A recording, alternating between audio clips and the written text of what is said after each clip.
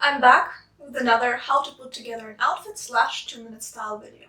And in this one, just like in the previous one, I'm going to start with a certain piece. Specifically, this embroidered sheer top. Now, since a sheer top exposes a lot of skin, I knew I wanted to pair this with something high-waisted to give me the illusion of modesty.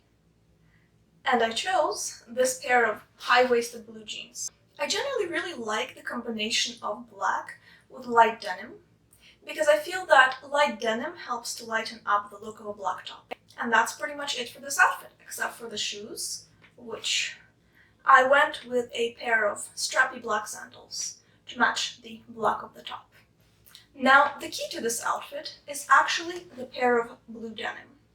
Blue jeans go with pretty much everything, so they're a great piece to throw on with anything in your wardrobe.